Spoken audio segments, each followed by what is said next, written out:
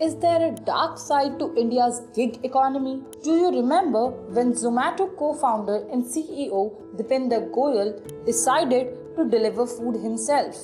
In October 2024, Dipinder decided to be a delivery worker for a day. At one point during delivery, he had to pick up an order from Haldiram's, which was in ambience mall Gurugram. But security at the entrance refused to let him in and told him to use the service stairs. When he asked if there was a lift he could use, he was once again directed to use the stairs.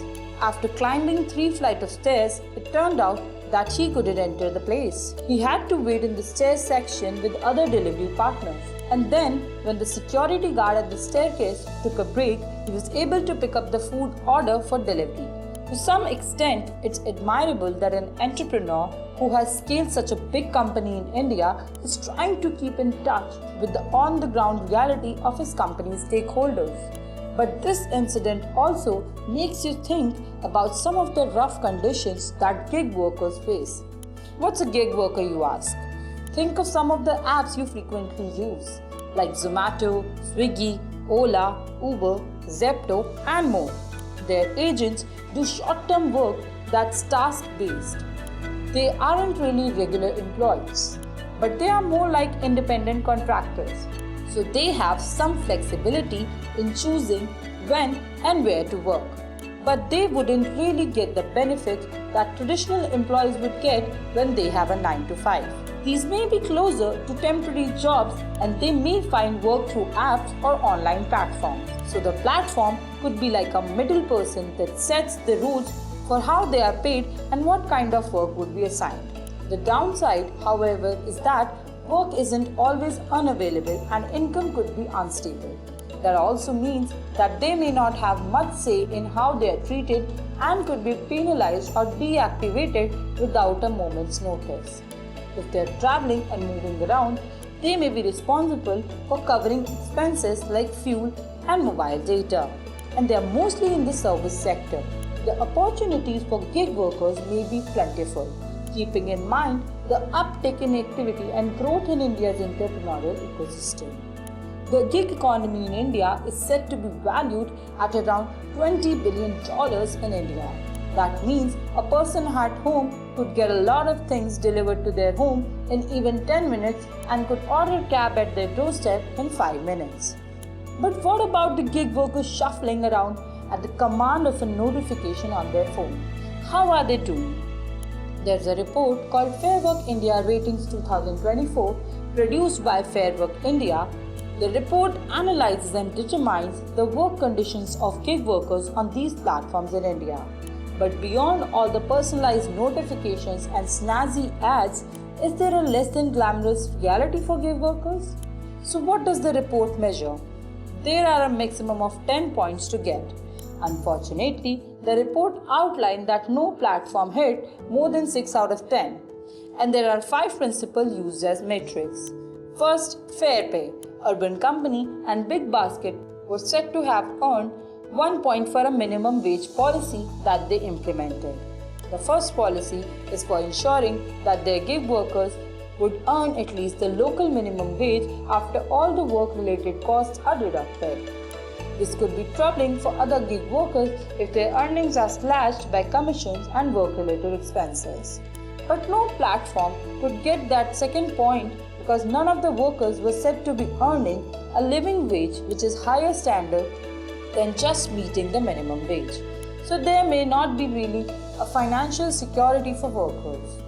Second is fair condition. This metric is to ensure that gig workers have safe working environment and are protected under any potential health risks. Many platforms like bigbasket, Swiggy, urbancompany, Zepto, and Zomato scored the first point under this for offering basic safety equipment and occasional safety training for workers. Zepto, Zomato, bigbasket, Swiggy, and urbancompany were awarded the second point for giving workers accident insurance coverage at no additional cost. And if there is any loss in income, like due to medical reasons, there was said to be a monetary compensation. Fair contracts. This metric is to make sure worker contractors are transparent and accessible and that their data is protected. Platforms like bigbasket, Swiggy, urbancompany and Zomato were awarded the first point under this for ensuring the contracts were comprehensive. There were also said to be protocols to protect and manage the data of their gig workers. Fair management. This metric is to ensure that workers have some say in the decisions that affect them. This would also look at whether there were mechanisms for workers to appeal unfair decisions or disciplinary actions. Platforms like Zomato, bigbasket, Amazon Flex, and urbancompany were awarded the first point for providing due process and offering media for that. And platforms like Swiggy, Smart, and Zomato earned the second point for conducting external audits to make sure there were no biases in how work was allocated. Fair representation. This metric is to ensure that worker voices are heard irrespective of employee classification. This metric would indicate that workers would have the right to organize in collective bodies. Furthermore, the platforms should be ready to cooperate and negotiate with them. Unfortunately, no platform was awarded points for this metric. And who came on top? Who didn't do well? According to this report, the companies that did poorly were Ola, Uber, Porter. And which companies emerged as top performers? bigbasket, Swiggy, urbancompany, and Zomato. Out of the 11 platforms, none unfortunately met all 5 principles. So maybe the autonomy that might have attracted workers to the gig economy might have been replaced by a sense of entrapment. At the same time, there are said to be proposals in Karnataka and Jharkhand to improve conditions for gig workers. This could be through provisions for social security benefits and more defined worker rights. Should there be regulatory framework that could hold platforms more accountable for the treatment of gig workers? What about less convoluted payment algorithms? How well do gig workers understand how their earnings are calculated? And would the treatment of gig workers be a reputational risk for startups in India? And how they receive funding? Maybe with the ESG phenomenon gaining traction in the recent times, investors may pay closer attention to labor standards. Could this mar India's platform economy and deter responsible investment or negatively impact valuations? At the same time, there has been an existing notion to outsource work from the West to countries like India because it's cheaper. Does this reinforce that idea? Or will investors not care about this aspect as much as long as the other fundamentals are covered? But maybe the onus may not be entirely on startups. Startups have to look at how expenses are allocated and how more money can come in. If these platforms increase the fee for consumers by hiking delivery rates, does that hurt them in the long run?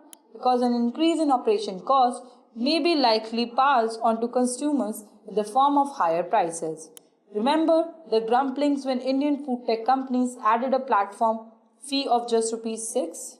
Would consumers in Tier 2 or Tier 3 or Tier 4 cities in India be okay with higher prices? Or would there be a segment that would pay a premium for equitable services? That could be hard in a price-sensitive matter like India. So ideas have to be approached with a pragmatic lens, especially for entrepreneurs looking to scale. As it is, many startups in the service sector may be operating on razor-thin margins, and then they have to offer discounts as well to appease consumers. Investors may be putting a lot of financial pressure on startups. So could these deals push them into unprofitable territory? Maybe a call for fair labor practices may be better adopted by more mature companies that have steady revenue streams and that have captured significant market share. For a new and growing startup, prioritizing labor costs could inhibit their growth and limit how competitively they price. The consumer may just go for the cheaper alternative of a platform. On the other hand, the nature of a gig platform is to be flexible. If there are too many labor restrictions, does that erode the inherent flexibility of the gig economy? Would that mean that the startups would make the gig economy closer to a traditional employee-employer arrangement? So why has the gig economy been thriving in India so far? Maybe because it's seen as a modern alternative to traditional employment that's tech driven. But there are the stark realities to face. With the rise of the Indian startup ecosystem, especially the service sector that relies on gig workers, the gig economy may not be a niche aspect of the labor market. Is the gig up? An unstoppable expansion hurt some stakeholders? Will those who help power India's startup ecosystem really be left behind?